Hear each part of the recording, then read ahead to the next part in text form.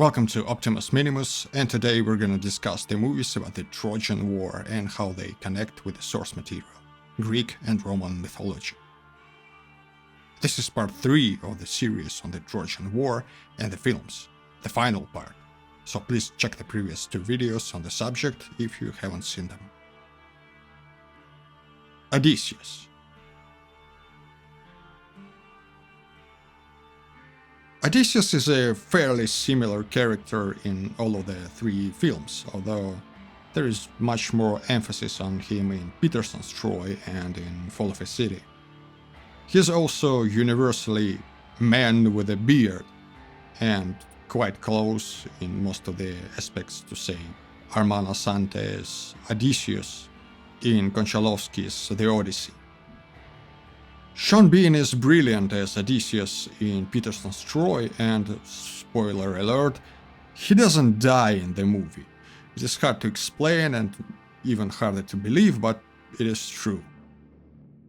Odysseus in Fall of a City is more or less a version of Sean Bean, but he is a somewhat weaker version.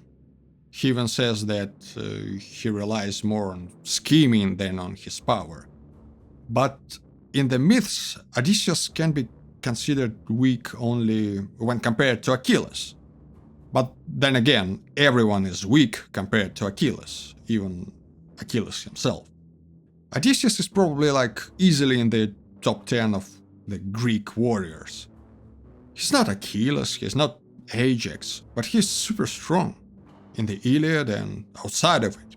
When he makes plans to kill over 100 of Penelope's suitors, his son tells him that the 2 of them just cannot do this. And Odysseus agrees. He's like, we need 1 more man. And then they slaughter everyone. None of the suitors can even string the bow of Odysseus. The guy is probably capable of tearing other people apart with his bare hands. So yes, Odysseus is, I quote, peer of the gods in council. And he's smart. He had some moments, like telling his name to the Cyclops in the Odyssey, which was a horrible and seriously stupid decision. But his wit is not his only weapon. Weapons are also his weapon. After the fall of Troy, Odysseus was declared the most valuable player. Ajax didn't like it at all, but we will talk about it later.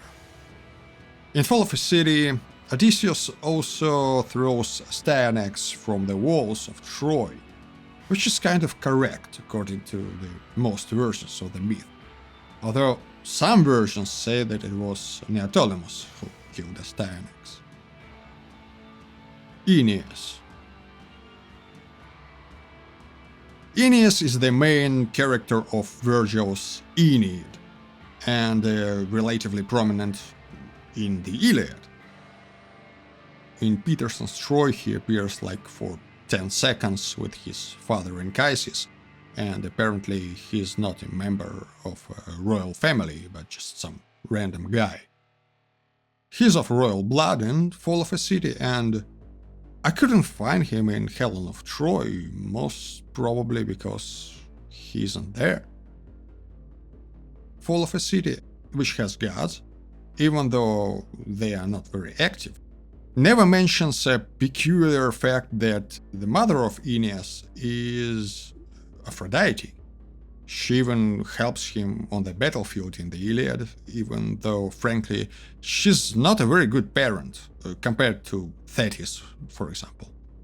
Aeneas is kind of the ancestor of Romans, and Romulus in particular, and the house of the Julii, through his son Iulus, also known as Ascanius.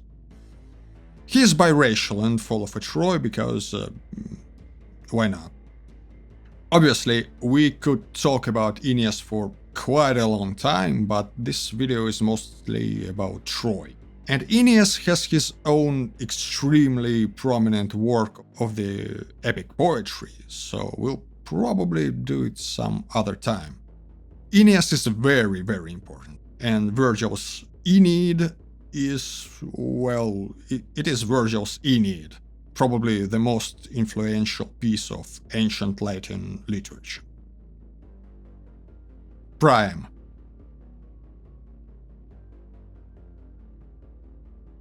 Depictions of Priam are more or less similar in the overall, let's say, tone. The performance of the actors is obviously different, but the whole idea of the character is quite the same. Although it must be mentioned that John Rhys Davies in Helen of Troy miniseries looks kinda younger than Priam probably should. In the Iliad, or elsewhere, Priam is really old, and as already been said before, the effective leader of the city is Hector. Pretty much every movie shows Priam as a deeply religious person, which is in absolute accord with the source material. Indeed, Priam of the myths is very pious, and gods like it. Yeah, Troy is doomed and Priam is doomed, but that's fate, that's a different thing. None of the movies mention Priam's backstory since it is irrelevant. But in the myths, he has one. Or maybe even 2 or 3, we're talking about the myths. It's not very relevant for us either, but since we're here, just a couple of interesting facts. First of all, Priam's real name, or original name, is Podacris. Priam means the ransomed, because at some point he was, ransomed. Long before the Trojan War, Troy was taken by none other than Heracles. He captured Podacris, Priam, along with his sister, Hesione.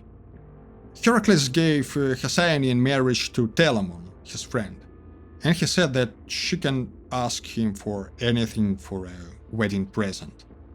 She asked for her little brother, and that's how Priam was ransomed. Heracles even gave him Troy. What is also interesting here is this link with Telamon. The most prominent son of Telamon was Ajax, from one of his previous wives. And Hesione was the mother of Teucer, brother of Ajax and one of the Greek warriors during the Trojan War. So basically, Teucer was fighting against the city of his uncle. Teucer was of royal Trojan blood. Back to Priam. In the movies, Priam is usually killed by Agamemnon. It contradicts the myths, since, as already mentioned, he's killed by Neoptolemus, and under very, let's call it, blasphemous circumstances. He just dragged the old man from the altar when he supposedly was under the protection of the gods. One more act of the Greek hubris, and as we know, it all backfired for most of the Achaeans. Priam was survived by his wife, Hecuba, a prominent character in her own right and a central figure of the famous eponymous tragedy by Euripides. She had lots of children with Priam. Different myths give different numbers. The smallest is 14. Most of her children were killed. Probably only Helenus, twin brother of Cassandra, managed to live a long life, which included founding of cities and a marriage to Andromache. In the movies, Hecuba usually dies with her husband. The myths are different, and there are lots of contradicting accounts on her death. Most of them involve her transformation into a dog. Yes, you heard it right, a dog. The horse.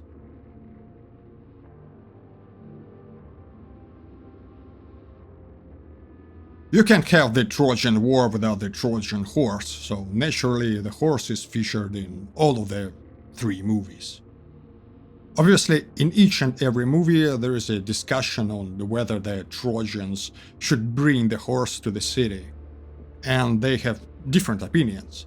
There were 2 main events that persuaded the Trojans that indeed they should keep the horse. First, a guy called Sinon, who pretended that the Achaeans abandoned him on the beach, There's no Sinon in Peterson's Troy, but he is in the other two films.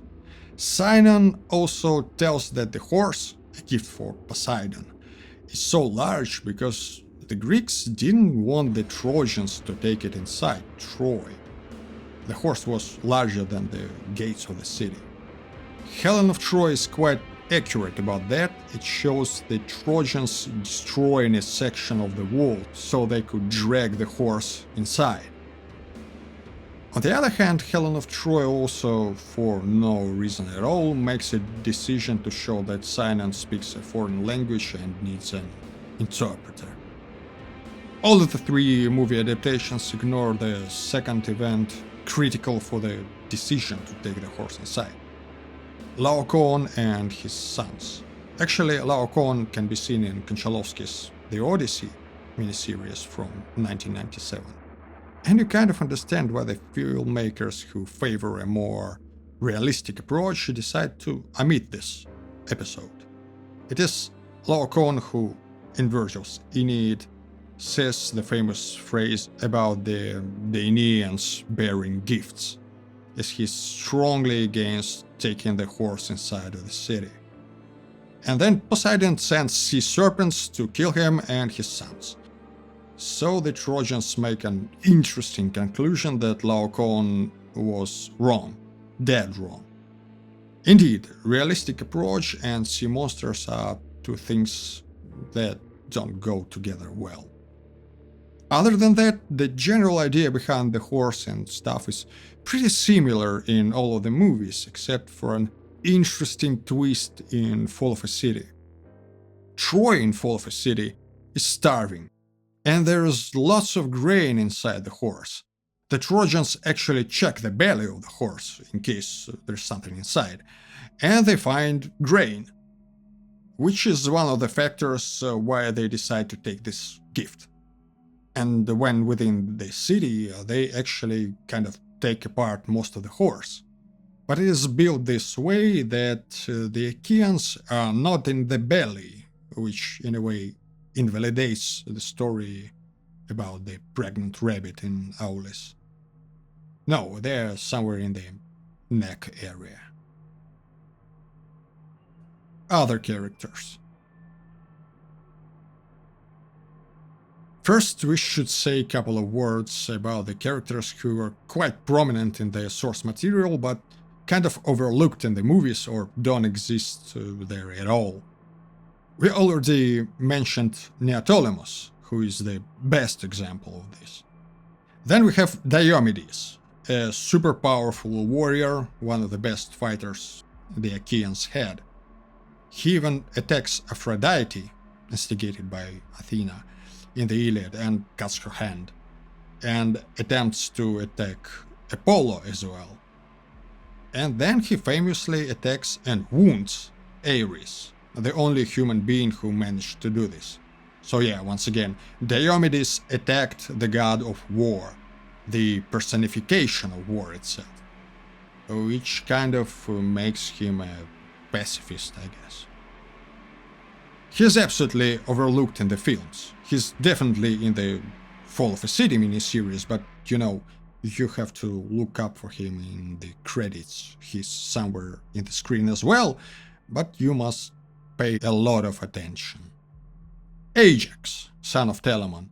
It is a famous name, so he is in the films, where he is portrayed as a very big, very strong, and not very bright brute, which is implied by the source material as well, but he was slightly more complicated there, and no movie mentions the circumstances under which he perished.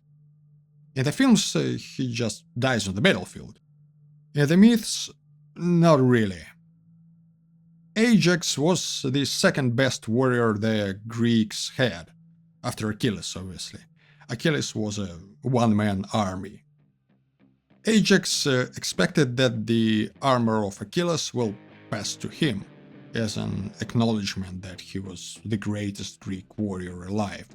But it was decided that no, the armor goes to Odysseus. Odysseus is smart, and the city was taken because of his trickery. Ajax didn't like it, and after a brief period of madness, he killed himself. Ajax number 2. Yeah, there were 2 Ajaxes.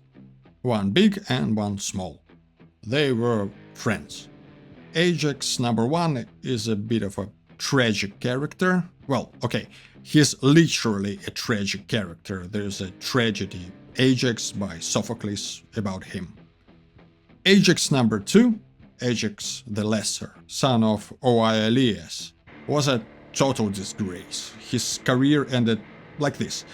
In one of the most outrageous acts of hubris, he raped Cassandra when she was in the temple embracing the statue of Athena. She also was kind of dedicated to Apollo, so it was something of a triple or quadruple ultra crime, and divine retribution was imminent. According to some of the myths, the Greeks were so stunned by his actions that they wanted to kill him on the spot. And now it was his turn to embrace the statue of Athena. Nothing about this and the fate of Cassandra is in the movies. So, Ajax, he kind of saved his life for a while, but then Poseidon wrecked his ship on the way home. He survived and started to openly laugh at Poseidon. At this point, Poseidon decided to be more direct. He used his trident, and Ajax was no more. The morale of this story goes kinda like this. Don't rape priests in the temples. Sooner or later, Poseidon will cut you down. Or Athena. There is a version where Ajax is killed by Athena. Now, couple of relatively unexpected characters that appear in the movies. First, we have Theseus. Yes, Theseus. There is Theseus in Helen of Troy.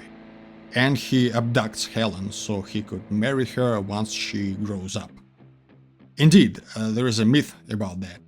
There is even a myth that he actually has a son with her.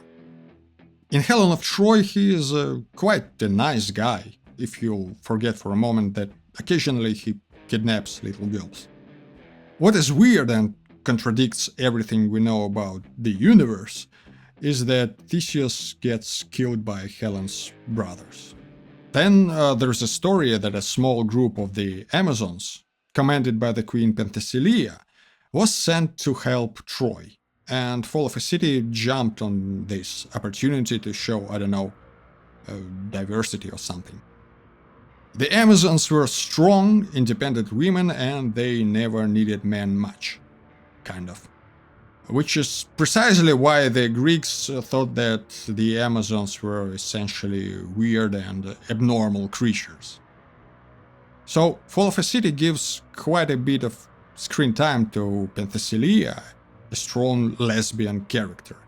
Which is great, but the miniseries somehow fails to mention that the Amazons actually removed one of the breasts of the infant girls, or the fact that they killed all of the boys, and that they just hated men. So probably the Amazons were not the best material for whatever it was. Now, there is also a number of secondary characters that are featured in the movies, but we're not gonna discuss them at great length. Like Nestor, who is usually presented in the movies as an old and wise advisor to Agamemnon, which is more or less accurate. And then we have Cassandra, who is a very interesting character in itself. No movie explains her backstory and her abilities, although making her a psychotic and mentally unstable is an interesting choice. As you can see, there are lots of characters in the Trojan War cycle, and most of them actually deserve a separate video. Which is the main reason I don't really try to cover all of them here and now. That is not the purpose. Also, when we're talking about the movies, 3 of them, there are lots of details here and there, but they're fairly insignificant, and I don't want to turn it all into a 3-hour video. There are weird and slightly funny moments, like in Fall of a City miniseries, Hector cannot recognize Patroclus even though his face is clearly visible. He thinks it's Achilles. Since Hector is white and Achilles and Patroclus are black, well, you can make all jokes about it yourselves. No, like seriously, what screenwriters were thinking. Or, in Helen of Troy, the characters mention a famous anecdote about a Spartan boy and a fox. But it was a wildly different Sparta in the times of the Trojan War, not the Sparta of the Persian Wars or the Peloponnesian War, a completely different society. So this A Boy and a Fox story is anachronistic and makes absolutely no sense whatsoever. I don't really want to dig deep into the authenticity of armor and combat. It doesn't matter much, really. The movies are not about that, and nobody expects a realistic approach. But yeah, if you're in a bad mood, you can easily point out that the Trojan War happened during the Bronze Age, and you don't really cut with bronze weapons, and you don't wear the Iron Age armor. So yeah, we can do it all day, but I tried to cover the main stuff, the most interesting, the most distinct things in the movies. If you have suggestions about the follow-ups or video about particular aspects of the characters, please leave a comment. It will be very appreciated and it helps to promote the channel. I strongly encourage you to watch all of the films we were discussing here. It is entertaining and it makes a great movie marathon, a Troy marathon, which sounds like a Rome Thermopylae. That's okay.